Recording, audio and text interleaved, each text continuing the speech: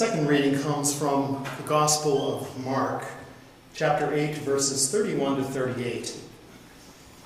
Then he began to teach them that the Son of Man must undergo great suffering and be rejected by the elders, the chief priests, and the scribes, and to be killed, and after 3 days rise again. He said all of this quite openly. Peter took him aside and began to rebuke him, but turning and looking at his disciples, he rebuked Peter and said, "Get behind me, Satan, for you are setting your mind not on divine things, but on human things." He called the crowd with his disciples and said to them, "If any want to become my followers, let them deny themselves, take up their cross, and follow me. For those who want to save their life will lose it, and those who lose their life for my sake and for the sake of the gospel will save it. For what will it profit them to gain the whole world and forfeit their life? Indeed, what can they give in return for their life? Those who are ashamed of me and of my words in this adulterous and sinful generation, of them the Son of Man will also be ashamed when he comes in the glory of his Father with the holy angels." We have crosses everywhere.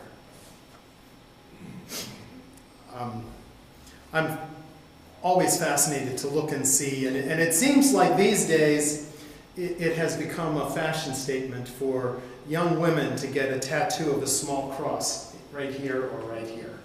See them everywhere. Everywhere. Now, of course, men don't get little tiny ones there or there. They get big ones there.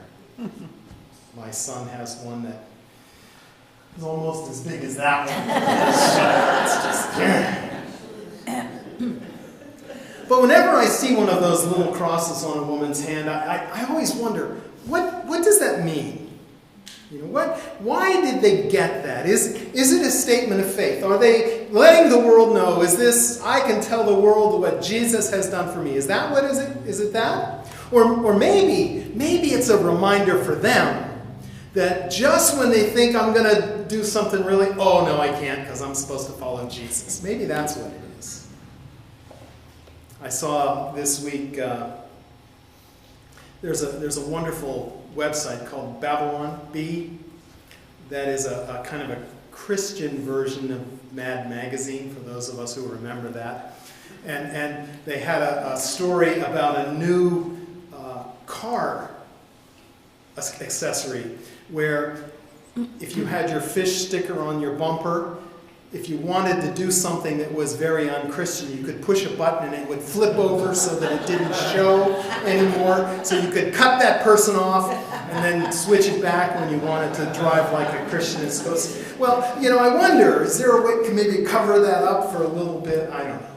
Or is it just that it's a graphic or a cultural thing? You know, lots of people that I knew a few years ago were getting Celtic crosses on their shoulder to show that they were Irish or Scottish, and they wanted to affirm their Celtic tradition, and it had little to do with any sense of faith. Is it something like that? Is it just a really stylish graphic right now? I don't know. Probably some combination of all of the above. And for those of us who are squeamish about needles and about permanent things on our bodies, many of us wear crosses as jewelry. And as likely as not, if you do, it is made out of precious metal. It is gold or silver, and it's probably beautiful and maybe pretty expensive. We have a stylized cross here in the front of the sanctuary. There's one out by the shed, a little more rustic. It's outside now because we discovered when we had it in here for Lent in some years, it started to have some little friends that we didn't want inside the building. So now it's outside. And people notice it. I had someone just the other week say, you know, I really like that cross there. I like that. You'd be hard-pressed to find a Christian church without a cross. And It's fascinating. If you go to the Church of Scientology, they have a starburst that looks suspiciously like a cross. And it has nothing at all to do with the cross, except for the fact that I would guess they're trying to appropriate some kind of religiosity. And they want people to see that and think, oh, a church. Oh, a church. It's become identified with faith. Now, all of that said, the early church did not have crosses. They didn't use the cross as a symbol of their faith. You couldn't go to some early church and walk in and see a big cross on the wall, or people wearing crosses or having tattoos of them anywhere. They didn't have crosses. They had fish. They had fish. They put fish everywhere. There would be a fish outside so people would know this is a place where Christians are meeting. But they didn't use crosses because crosses were way, way too real. Way too real. And it wasn't a symbol. It was a means of execution. And it was an extremely horrible way to die. Very painful. It could take as long as 3 days for someone to die on a cross. In agonizing pain the entire time. And it was not only physical pain, although that was very real, it was also psychological pain, because crucifixion always happened in the public square. Usually they would put the crosses up right along the main road so that people could not avoid seeing it. And you were crucified naked. Now in Hebrew society, that was doubly shameful, because not only was it shameful to be naked in public, it was shameful for the people who looked at you to see you naked in public. So everybody would have been shamed by these crosses, often again lined up right down the main street. It was a form of execution that was meant to terrorize the public. And only one category of people got crucified: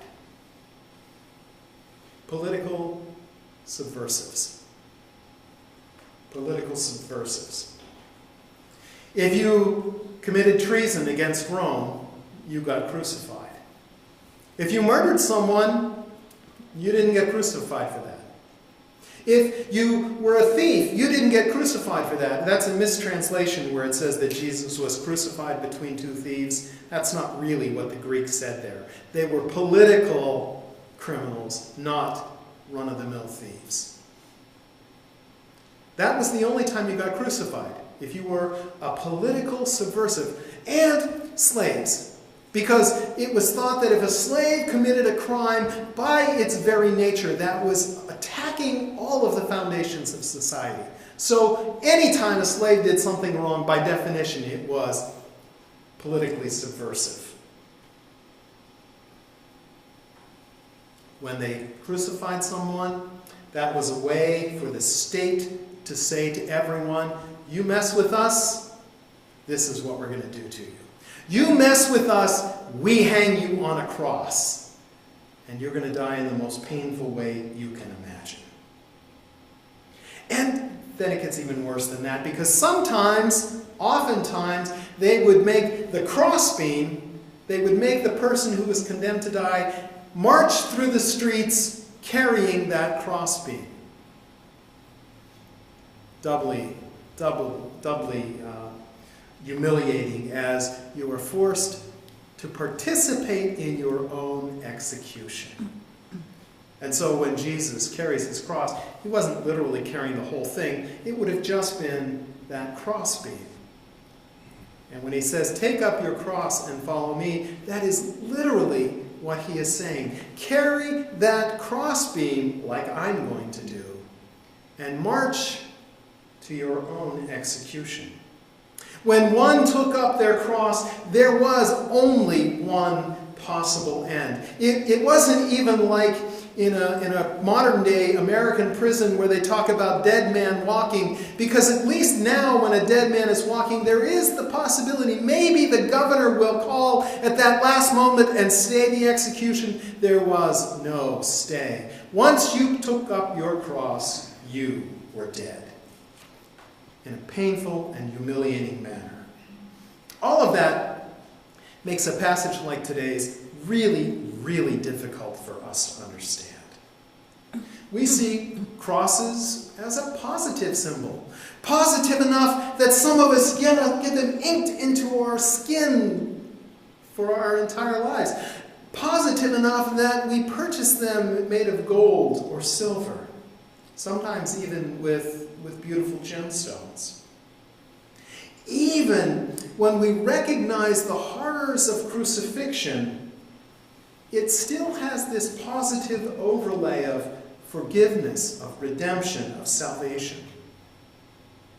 And so even if we are to acknowledge how terrible crucifixion was, even if we remember Mel Gibson's movie, The Passion of the Christ, and how pornographic it really was, we still have this sense that in the end something good comes of it.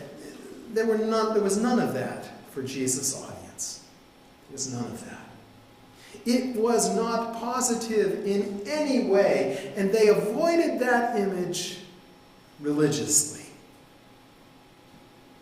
Well, in these preceding verses, Peter has confessed that Jesus is Messiah. And Jesus affirms Peter in that. And then we get to today's passage, and as soon as Jesus affirms that, yes, Peter, you're right, you got it all right, I am Messiah, and then he goes on to explain what that means. Well, it's not what you think, Peter. It doesn't mean that I'm going to come with a crown and armies and overthrow Rome. It means that I'm going to pick up my cross. And Peter says, no, Jesus, that ain't going to happen on my watch. And he pulls Jesus aside to correct him. Jesus, no. That's not how it's going to happen. And Jesus then goes on and says, well, yeah, it is. It is. Because living as Messiah is going to be subversive. Because as I live as the Messiah, I will call into question all of the values that underpin the Roman Empire. Jesus undermines this culture that was a transactional zero-sum game culture, where if one person got something, that meant someone else had to lose it. And he undermined that. His actions broke down all of the barriers that had been contrived both by the religious authorities of the day and by the political ones. And he broke down the barriers between Jew and Gentile, between women and men, between slaves and free, between those who were clean and those who were unclean. He broke all of that stuff down. And those were the divisions that the society depended upon. He, by his life and ministry, questioned the foundation of a culture that was built on fear and violence. And literally, the only way that Jesus' ministry could come to an end was with a cross. And indeed, when he goes to the cross, he solidifies all of those new values and sows the seed of destruction of the old way. He was showing that the only way the new kingdom can take root is by throwing off the old one. Now, Jesus could have acted according to Peter's vision, but had he done that, he really wouldn't have been any different than Caesar. Coming in with an army, throwing off the old army, meet the new boss, same as the old boss.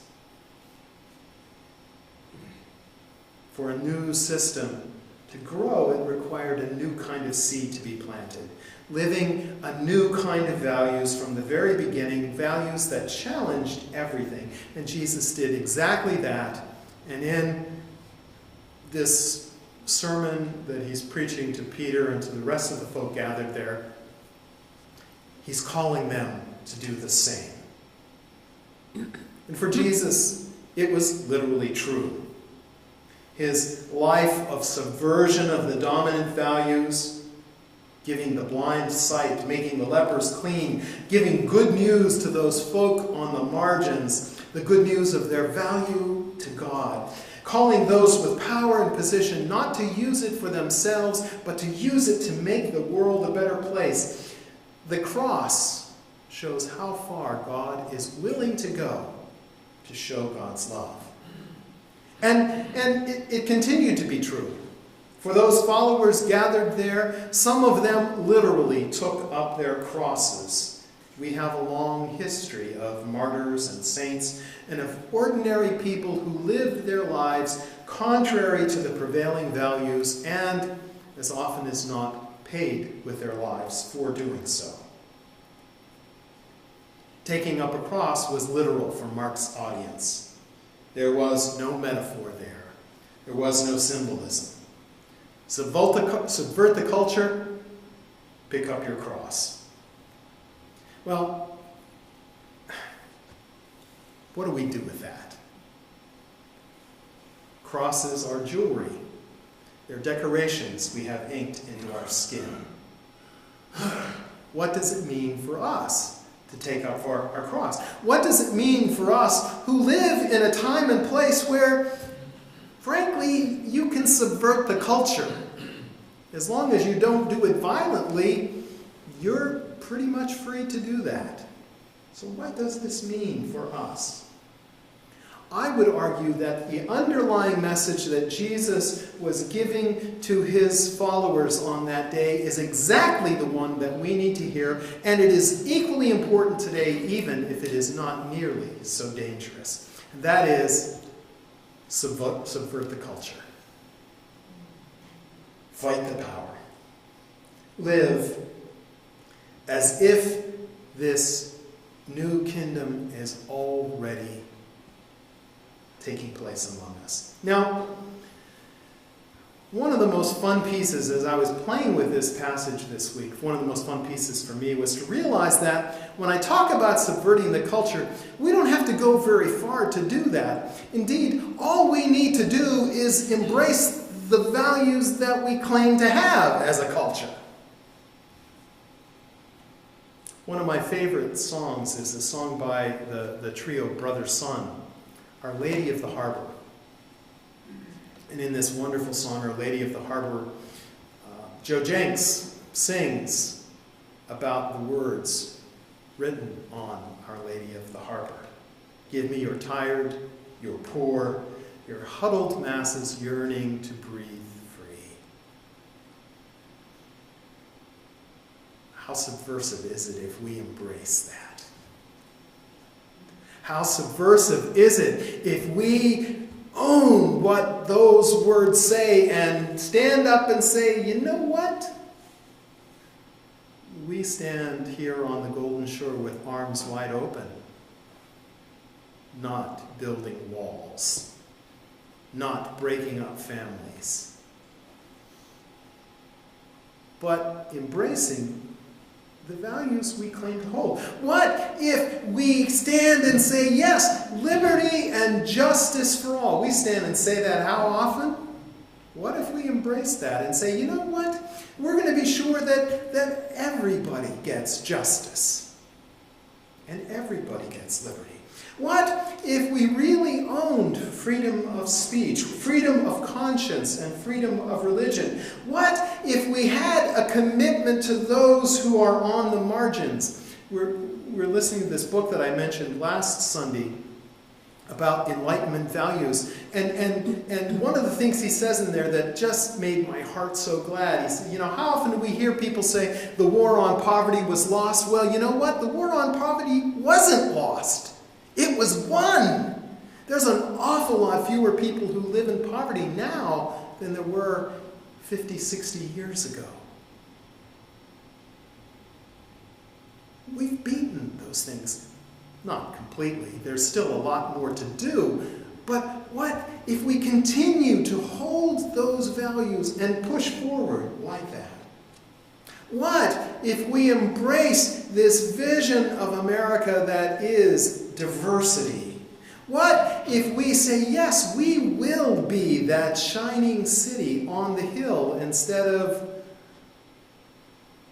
a fortress hunkered down to keep others out? We don't have to embrace something that is radically different. All we have to do is say, you know what? We're going to be who we claim to be. And man, is that subversive.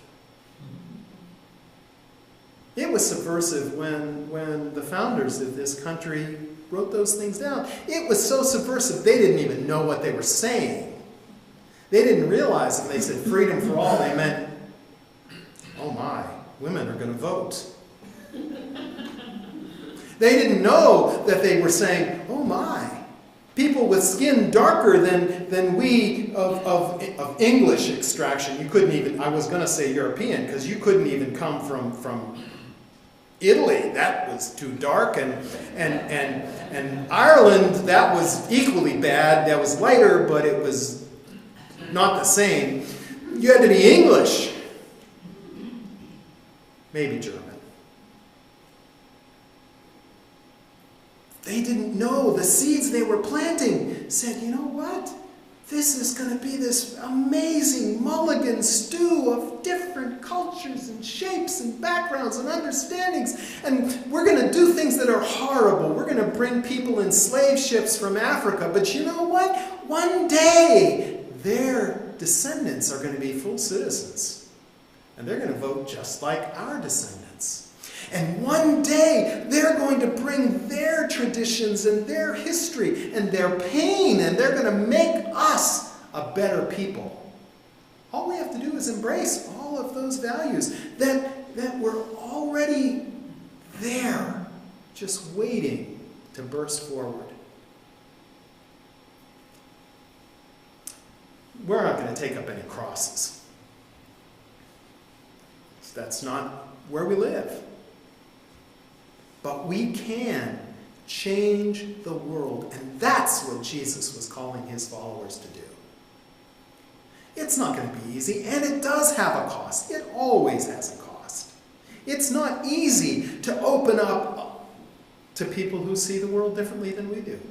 It's not easy to stand up and say, you know what?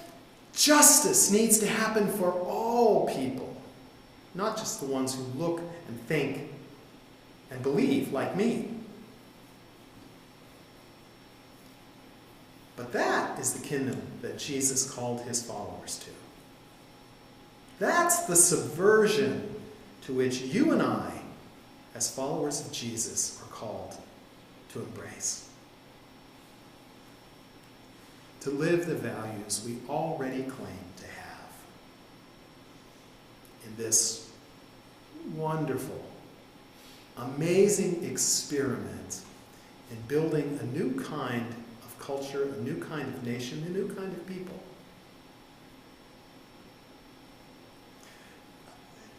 I never, ever use the word patriot. I just don't. Because, you know, I grew up in the 60s.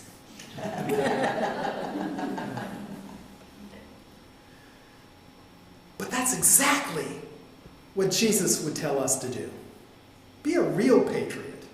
Own the values that this nation is founded upon. And amazing, amazing things will happen.